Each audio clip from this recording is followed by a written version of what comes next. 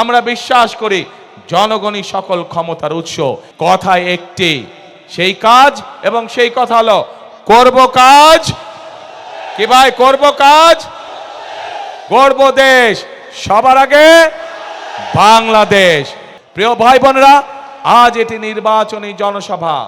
আমি আজকে মনে করি এই নির্বাচনী জনসভায় সাধারণত আমরা কি দেখেছি, নির্বাচনী জনসভায় আমরা দেখি যে সাধারণত এক দল আরেক দলের বিপক্ষে কথা বলে থাকে। কিন্তু আজ যদি আমি অন্য কোনো দলের বিপক্ষে কথা বলে থাকি, তাহলে জনগণের কি তাতে কোনো লাভ হবে? জনগণের লাভ হবে না। জনগণের জানতে চায় যে জনগণ যে আমাদেরকে ভোট দিবে, আমরা জনগণের জন্য কি করব, এলাকার জন্য কি করব, এলাকার মানুষের জন্য আমরা কি করব।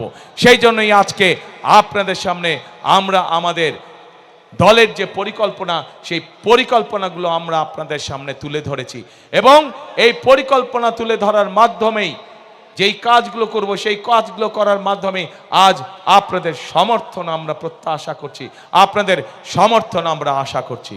প্রিয় ভাই বোনেরা, এই দেশটি বাংলাদেশটি হচ্ছে 20 কোটি মানুষের দেশ। আমরা সকল সময় একটি কথা বিশ্বাস করি, দেশনেত্রী বেগম খালেদা জিয়া এত নির্যাতনের পরেও উনি একটি কথাই বলতেন যে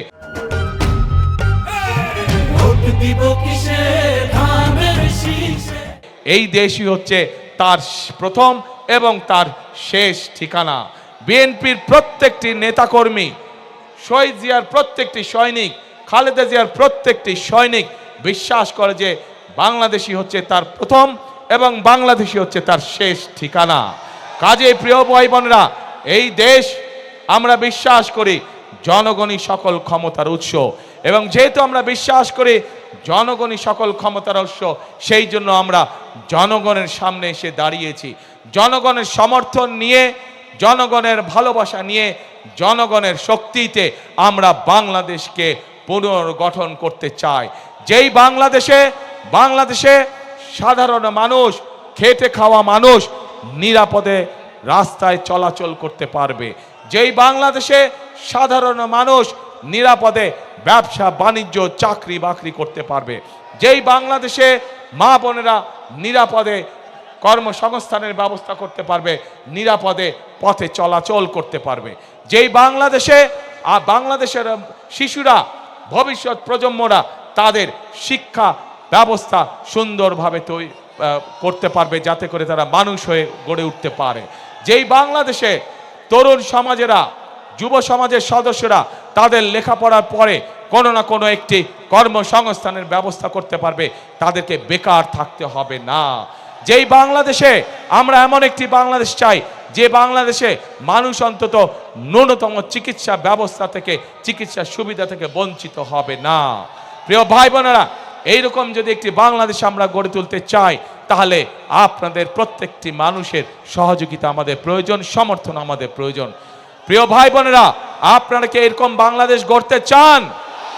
কারা কারা এরকম বাংলাদেশ গড়তে চান? তাহলে প্রিয় ভাই বোনেরা, আমাদের কাজ একটি, কথা একটি, সেই কাজ এবং সেই কথা হলো করব কাজ। কি ভাই, করব কাজ, গড়ব দেশ, সবার আগে বাংলাদেশ। প্রিয় ভাই বোনেরা, আমরা আন্দোলন করেছি, আমরা 71 সালে যুদ্ধ করেছি, আমরা এই দেশকে স্বাধীন করেছি। 2024 সালে আমরা ছাত্র জনতার অভ্যুত্থান দিয়ে এই দেশের স্বাধীনতা রক্ষা করেছি। এখন আমাদেরকে দেশকে গঠন করতে হবে, এখন আমাদের এই দেশকে তৈরি করতে হবে, এই দেশের অর্থনীতিকে, এই দেশের গণতন্ত্রকে আমাদেরকে মজবুত করে গড়ে তুলতে হবে, যাতে এই দেশের মানুষের সামনে একটি নিরাপদ ভবিষ্যৎ তৈরি হতে পারে। প্রিয় ভাই বোনেরা, 71 সালে আমরা যখন যুদ্ধ করে দেশ স্বাধীন করেছিলাম, তখন আমরা দেখিনি কে মুসলমান, কে বৌদ্ধ, কে হিন্দু, কে খ্রিস্টান।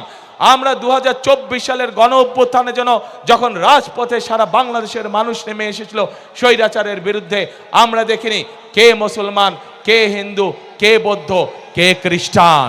প্রিয় ভাই বোনেরা, এই দেশে হাজার বছর ধরে প্রত্যেকটি ধর্মের মানুষ আমরা শান্তিতে বসবাস করেছি।